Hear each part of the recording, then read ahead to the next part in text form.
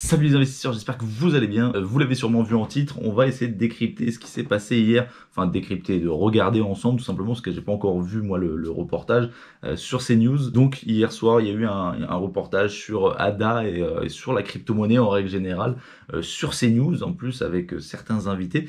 Donc on va voir ça, on va voir ce qui se dit. Voilà quoi, c'est histoire de passer un petit moment tous ensemble. Allez c'est parti. Reste dans l'économie et avec vous, Dimitri Pavlenko. Est-ce que vous connaissez ADA?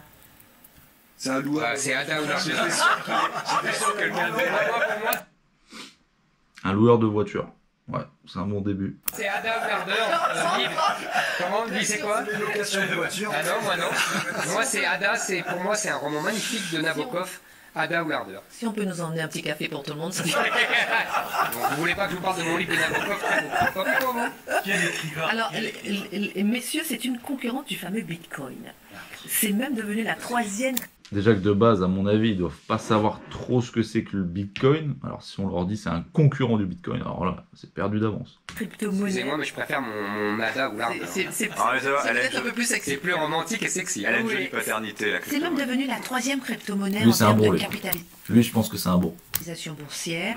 C'est quoi exactement ADA, Dimitri? Quel avenir peut-on imaginer pour ces crypto-monnaies? Mais moi, quand même, dites-moi juste avant, pourquoi est-ce que c'est intéressant? Qu'est-ce que ça dit de notre société, tout ça, les crypto-monnaies? Pourquoi il faut s'intéresser aux Pourquoi est-ce qu'il faut s'intéresser à ça? Est-ce que c'est pas juste pour une élite? Pourquoi est-ce que ça nous intéresse? Je vais vous deux, trois, Parce que c'est l'avenir. Mais l'avenir n'intéresse pas tout le monde. il y a deux, trois chiffres. Il y a 220 millions d'utilisateurs des crypto-monnaies. Donc lui, il est Dimitri Pavlenko, et donc il est journaliste à Europe 1. Donc on va voir ce qu'il va nous dire sur la crypto-monnaie. Donc ça n'a pas l'air d'être son métier de base, ni son secteur apparemment. Donc on va voir.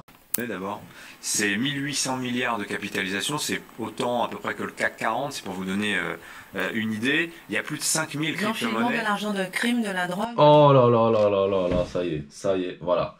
Voilà comment foutre la merde en 2 minutes. C'est immédiatement, elle a parlé directement de terrorisme, de blanchiment d'argent, de drogue.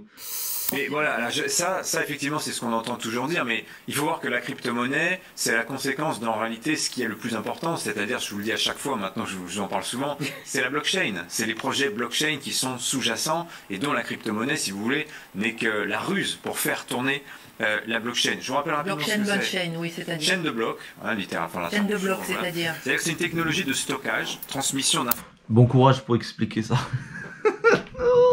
d'informations sans organe de contrôle. Et donc ce sont les usagers de la blockchain qui valident les échanges. Et la crypto-monnaie, si vous voulez, c'est la récompense pour participer au système.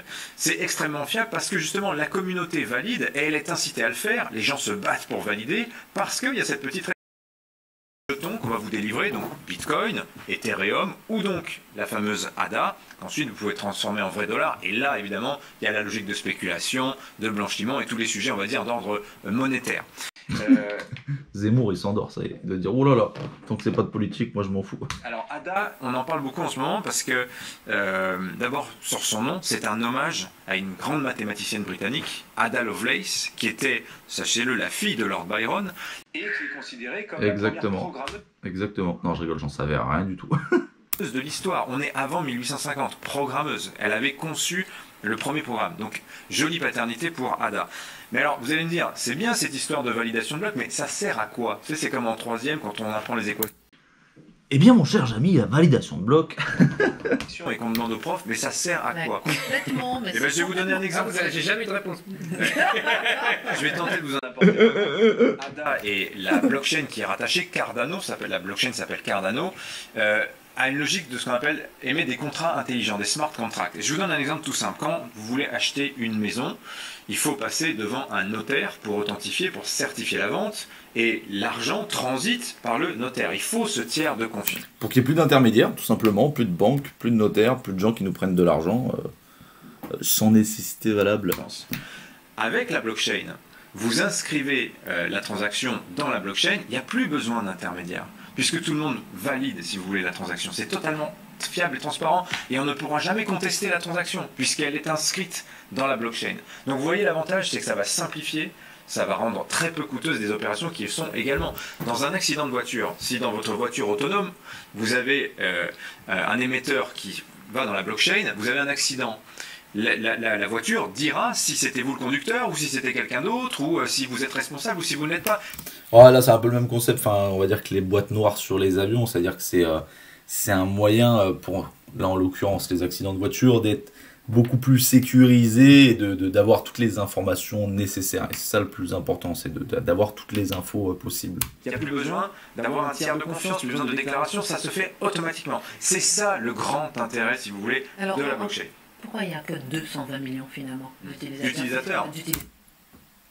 Parce que c'est que le début. C'est que le début. Finalement, mais parce que on est encore dans des technologies d'avant-garde et qui sont aujourd'hui, je parle de projets blockchain qui vont aboutir industriellement, c'est pas tout à fait.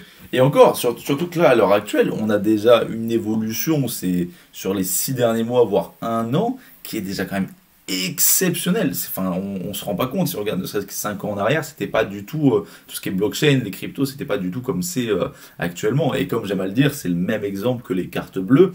Il y a 60 ans, quand c'est sorti, les gens avaient une habitude ancrée, c'était de payer en billets, en monnaie, etc. Il y a bien un jour un gars qui est arrivé, qui a sorti une carte en plastique et qui leur a dit maintenant vous allez payer avec ça. Et en plus, vous allez payer avec ça sur Internet. Alors que les gens ne savaient même pas ce qu'était Internet. Donc, et maintenant, la carte bleue fait partie intégrante de la vie de tout le monde. Donc, comme la crypto dans quelques années. C'est le cas.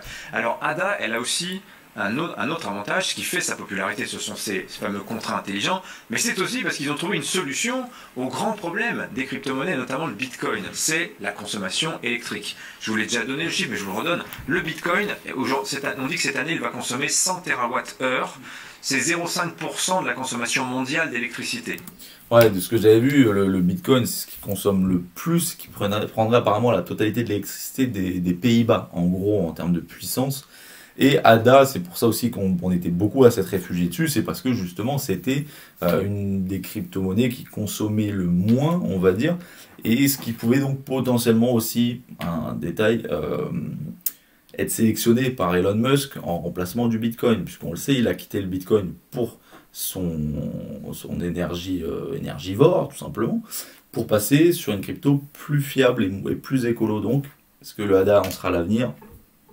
C'est autant qu'un pays comme la Norvège, pour vous dire. C'est quand même parlant. Et quand vous savez que 70% du minage du Bitcoin se faisait en Chine, vous savez que les Chinois veulent sortir tout ça, et que c'est donc du charbon, c'est pas bon pour la planète. Après, c'est toujours pareil, ils disent que les Chinois veulent sortir tout ça, mais là on voit beaucoup d'articles, les Chinois veulent arrêter le minage, etc. etc. C'est des articles qu'on voit depuis 2016, 2017, 2018. Alors je pense qu'ils vont de plus en plus s'ancrer, mais c'est pas grave, les mineurs iront ailleurs, jusqu'à ce que le temps que la Chine l'accepte un jour. On est dans les milieux de la tech, on a un peu mauvaise conscience, voilà.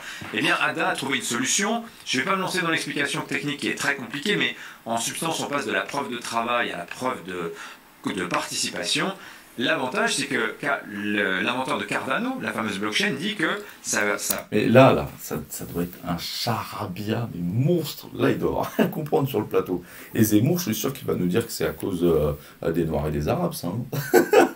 Blockchain, elle génère 1 600 000 fois moins de CO2, elle est 1 600 000 fois moins gourmande. C'est sûr, Zemmour il va réussir à ramener ça au racisme ou à ce qui, je sais pas quoi, c'est sûr. Que la blockchain du Bitcoin. C'est quand même un sacré argument. Donc pour vous donner le cours, vous savez, le Bitcoin aujourd'hui est autour de 50 000 $. Voilà. Là, tout de suite, ça devient plus intéressant. ADA, c'est 2,78 pièces. 2,78 €. Très accessible. Mais on est à 90 milliards de capitalisation et c'est un cours qui a été multiplié par 1500 depuis le début de l'année. Alors il y a mieux encore. Hein. Le Dogecoin qui est porté par Elon Musk, vous savez, cette crypto-monnaie qui a pour symbole un petit chien Shiba, un petit chien japonais. On est à pratiquement 6000% de croissance. Donc vous voyez, il y a la spéculation, il y a tout ce qu'on dit sur le blanchiment autour des crypto-monnaies, ce côté un peu calme. On oublie, mais les journalistes européens, il est bon. Hein. Soit il a très très bien révisé, soit autant il est dans la crypto-monnaie, mais il a l'air d'être confiant sur ce qu'il dit et de pas avoir juste révisé des feuilles, donc je pense qu'il doit être un petit peu dans la crypto-monnaie quand même. Hein. Il doit en avoir un petit peu dans son portefeuille. Casino, évidemment, qui je sais, révulse marque, mais ça existe vraiment. L'attrait des crypto-monnaies, il est porté aussi par cette spéculation. Il y a des fortunes rapides et faciles qui ont été faites, mais il y a aussi toute cette technologie derrière, des projets qui arrivent à maturité. Vous voyez, ils résolvent des problèmes importants. Le problème de la consommation électrique était un problème majeur pour le développement des blockchains. Voilà, et un dernier... Même au-delà juste de l'électricité, juste le fait de dégager les banques, les notaires et tous ceux qui vous ponctionnent de l'argent à chaque fois, etc., pour prouver que telle transaction est bien valide. Rien que ça, déjà, de base, c'est une super idée. Petit chiffre, dans les applis de trading aujourd'hui, il y a des applis pour acheter, vendre des actions. En fait, ce sont surtout les crypto-monnaies. eToro, par exemple, c'est un Israélien. Il veut entrer en bourse, il a communiqué ses chiffres. 73% de ses commissions, sur tous les produits financiers, aujourd'hui, achètent des actions, mais surtout des crypto-monnaies. Voilà pourquoi il faut s'y intéresser. Marc, Non, oui, mais moi, vous me faites frémir. Parce que là, si j'ai bien compris, non, mais on n'est plus fliqués, là. On a dit les jeunes. Oui. C'est normal. Je suis hors sujet. Pourquoi vous avez peur? Non, parce que j'ai bien écouté Dimitri. Ah, il a peur. C'est-à-dire que vous êtes au volant de votre voiture, on va savoir qui conduit, etc. C'est un monde de flics. C'est un monde de terreur. De simplicité. Et non, mais la simplicité à quel prix? Je suis assez d'accord avec Marc, et moi je pose une autre question. C'est que je pense que les États et les banques centrales vont finir par avoir la peau de vos blockchains et de vos crypto-monnaies. Ils ne toléreront pas que, vous savez, la souveraineté monétaire, c'est essentiel. Les banques centrales l'ont arrachée aux États européens. Ils ne vont pas la donner à des anonymes spéculateurs. Moi, je pense qu'il y aura un conflit, ils vont les casser. À suivre, on verra tout ça. Il y a quelqu'un sous qui, en tout cas, son règne est un vrai souverain. Un vrai souverain. Le bilan financier, Ça résume bien la non-connaissance de Monsieur Zemmour. Après, encore une fois, c'est toujours pareil, je ne suis pas péjoratif dans ce que je dis, tout est possible, c'est possible qu'un jour la crypto-monnaie s'arrête, c'est possible qu'un jour l'État nous enfonce encore plus, mais sincèrement, on voit bien que la crypto-monnaie est en train de se centraliser de plus en plus, enfin de faire en sorte que même les exchanges, ils font en sorte d'être bien vus dans tous les pays, de bien s'entendre avec tout le monde, tout en gardant le côté intéressant même de la crypto-monnaie. Donc voilà, moi je ne m'inquiète pas pour la suite, c'était un reportage, c'est déjà une très bonne chose en soi qu'on en parle sur CNews. Alors, vous avez vu, on a parlé de ADA, ce n'est pas une raison pour investir dans l'ADA, quand on en parle déjà à la télé comme ça, et en plus sur CNews, c'est que c'est vraiment trop tard pour investir, il fallait en avoir avant. Mais voilà, c'est du CNews, et c'est déjà bien qu'on en parle de plus en plus, et voilà, ça va rentrer dans les mœurs petit à petit. Voilà. Je me fais pas de soucis. Bon les investisseurs, j'espère que ça vous a plu ces petites vidéos réactions. Dites-moi, hein, peut-être comme ça on en fera d'autres quand il y a d'autres reportages comme ça. En tout cas, moi j'aime bien, ça me plaît, puis ça permet de partager ça ensemble. Je vous souhaite une bonne journée, je vous dis à bientôt, ciao.